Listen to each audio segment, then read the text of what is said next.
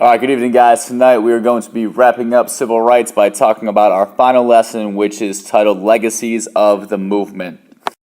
So our learning target for today, I can explain the positive and negatives that emerged from the civil rights movement. So we're going to be looking at a lot of positives, some negatives, and then one kind of to be determined based on how you view it.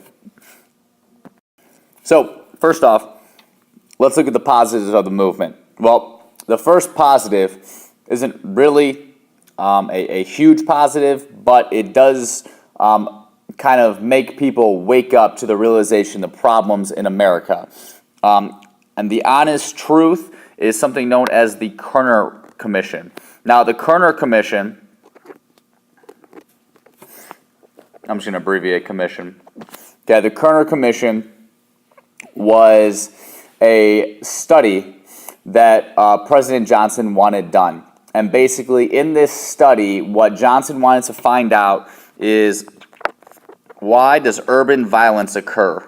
Because we had a huge problem with riots and such. And so LBJ wants to know, why is this happening? What's going on here? And a lot of people, when the Kerner Commission kind of convened, they thought that the answer was going to be that African Americans were out of control. It was their fault, blah, blah, blah, blah. The bottom line is that the Kerner Commission woke people up because it realized that the single reason for urban violence occurring was that. It was simply white racism.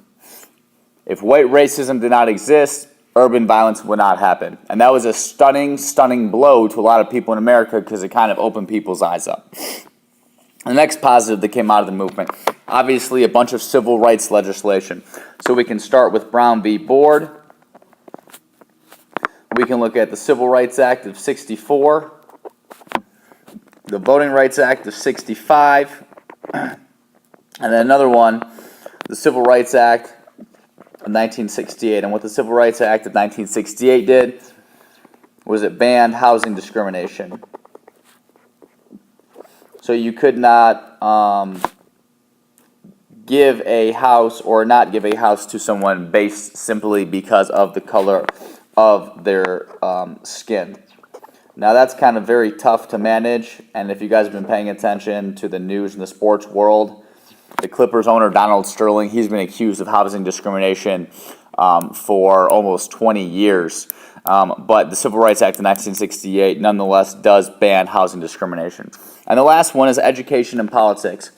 When it comes to education, as far as African Americans who are going to college and finishing college, from 1960 to 1995, the amount of kids that are graduating college as African Americans is up by 4 times the amount.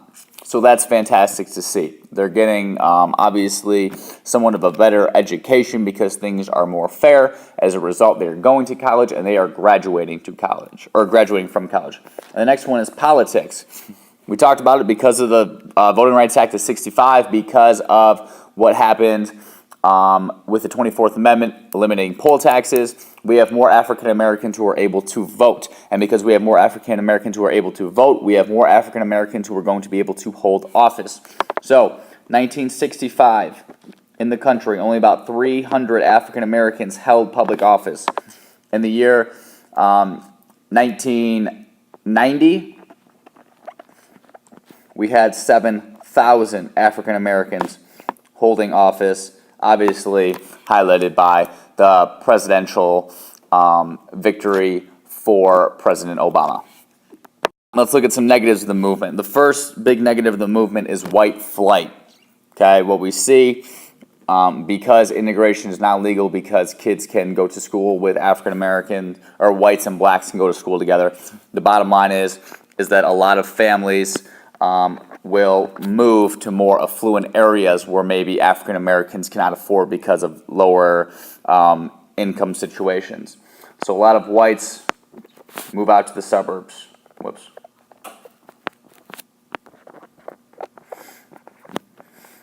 and this is super bad news. Actually, in the book it says that by 1990, 75% of African American kids living in northern cities will go to schools that are pretty much all black. And you can see that a great example of that is Cleveland City schools. Even though there's no actual segregation there, almost every single Cleveland public school is all black. The next one, good intentions, bad results. So what's going on? We want to try to reverse this racism trend. So there are a couple things we're going to do. First thing we're going to try to do is we're going to try to throw money into the inner city. So tax money. And this is going to upset a lot of people, because a lot of people, whites in particular, are going to say, hey, that tax money is not meant solely for African Americans, solely for the urban areas. It's meant for everybody. That money should be spread out. And so that caused a lot of problems. The second one, which we kind of already talked about, which we hinted at, was the idea of busing that happened with school children. So kids would be bused. So if I lived on the east side of Cleveland, if we had to meet a certain quota of African American and white students per school, if I lived on the east side of Cleveland, I might get shifted over to the west side of Cleveland. I might have an hour and a half bus ride.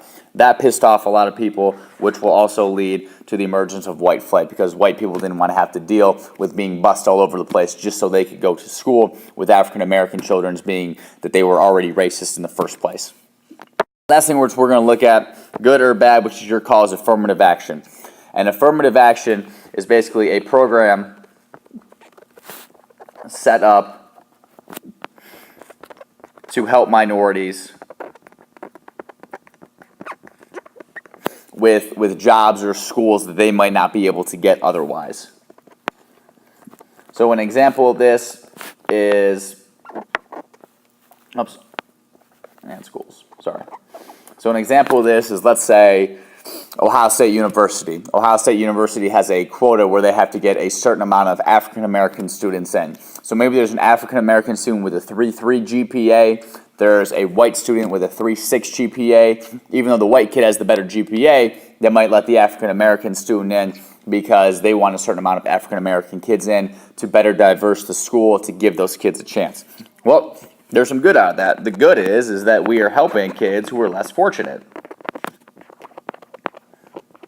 and who maybe don't have a chance, who don't have an opportunity. And we're also making things more diverse. But there's also obviously some downside. The biggest downside, the number one is are we rewarding these kids? And then what about the white kids who worked their butts off to try to get a job or to try to get into a good school? And they have better credentials. So is school about getting into schools and getting jobs, is about the best kids, or is it about what your skin color looks like? And so that's why it's kind of up to you whether or not you think affirmative action is a good idea. And that's it. So if we can explain the legacies that came from the civil rights movement, mostly good, some bad, one up in the air, then we are good to go. That's all I got for you guys. I hope you enjoy your beautiful Thursday night, and I will see you guys all on Friday.